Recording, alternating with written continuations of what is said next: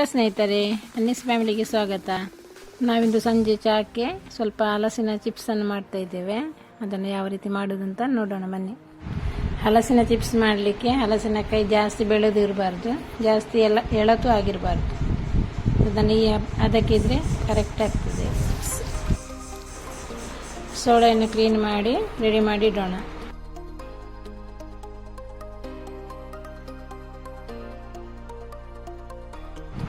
ಈ ಹಲಸಿನಕಾಯಿಯ ಸೀಸನ್ನಲ್ಲಿ ಇಂಥ ತಿಂಡಿಗಳನ್ನೆಲ್ಲ ಮಾಡಿಟ್ರೆ ಯಾವಾಗ ಬೇಕಾದರೂ ತಿನ್ಬೋದು. ಇದು ಬೇಗನೆ ಹಾಳಾಗುವುದಿಲ್ಲ. ಕ್ಲೀನ್ ಮಾಡಿಟ್ಟುಕೊಂಡ ಸೋಳೆಯನ್ನು ಇದೇ ಥರ ಸಪೂರಕ್ಕೆ ಕಟ್ ಮಾಡಬೇಕು. ಕತ್ತರಿಯಲ್ಲಿಯೂ ಸಪೂರಕ್ಕೆ ಕಟ್ ಮಾಡಲಿಕ್ಕೆ ಸುಲಭ ಆಗ್ತದೆ.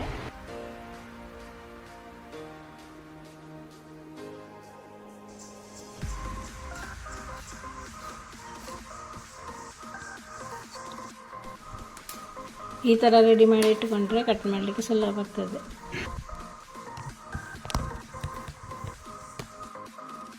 ಇವಾಗೆಲ್ಲ ಕಟ್ ಮಾಡಿ ಇಟ್ಕೊಂಡಾಯಿತು. ಇದಕ್ಕೆ ಬೇಕಾದ ಉಪ್ಪಿನ ನೀರನ್ನು ರೆಡಿ ಮಾಡೋಣ. ಒಂದು ಅರ್ಧ ಗ್ಲಾಸ್ನಷ್ಟು ನೀರಿಗೆ ಒಂದು ಅರ್ಧ ಚಮಚದಷ್ಟು ಉಪ್ಪನ್ನು ಹಾಕಿ ಚೆನ್ನಾಗಿ ಕದರಿಸಿ ರೆಡಿ ಮಾಡಿ ಇಡೋಣ.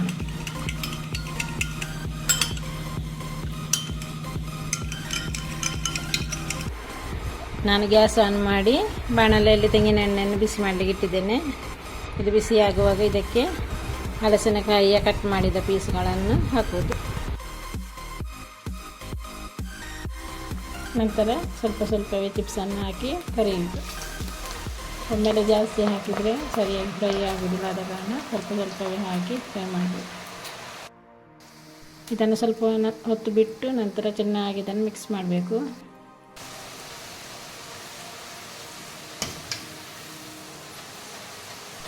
ಸ್ವಲ್ಪ ಬಣ್ಣ ಬದಲಾಗುವವರೆಗೆ, ಗೋಲ್ಡನ್ ಕಲರ್ ಬರುವವರೆಗೆ ಫ್ರೈ ಮಾಡಬೇಕು. ನಂತರ ಈ ಥರ ಸೌಂಡ್ ಬಂದ ನಂತರ ಅದಕ್ಕೆ ಸ್ವಲ್ಪ ಉಪ್ಪಿನ ನೀರನ್ನು ಅದಕ್ಕೆ ಚಿಮುಕಿಸಬೇಕು. ಈ ಥರ ಸೌಂಡ್ ಬರುವವರೆಗೆ ಅದನ್ನು ಫ್ರೈ ಮಾಡ್ತಾ ಇರೋದು. ಈ ಸೌಂಡ್ ಬಂದ ನಂತರ ಅದಕ್ಕೆ ನೀರನ್ನು ಹಾಕೋದು,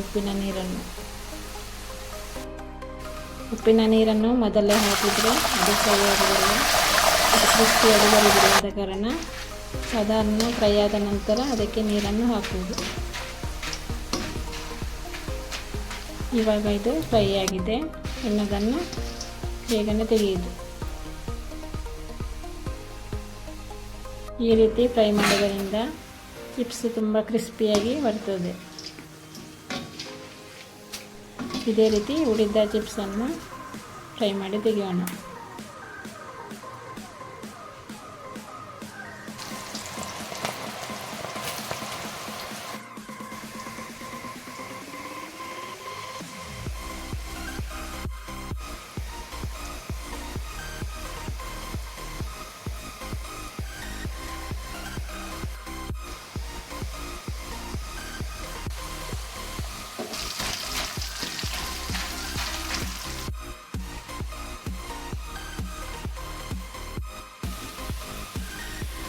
ನಾನು ಹೇಳಿದ ರೀತಿಯಲ್ಲಿ ಮಾಡಿದರೆ ಇದೇ ರೀತಿ ಎಲ್ಲ ಕ್ರಿಸ್ಪಿಯಾಗಿ ಬರ್ತದೆ.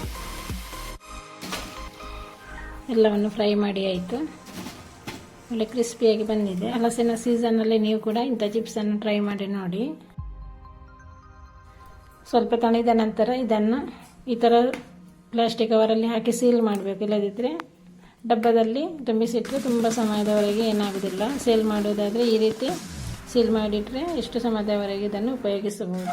ಒಳ್ಳೆ ಗೋಲ್ಡನ್ ಕಲರ್ ಬಂದಿದೆ. ಇದಕ್ಕೆ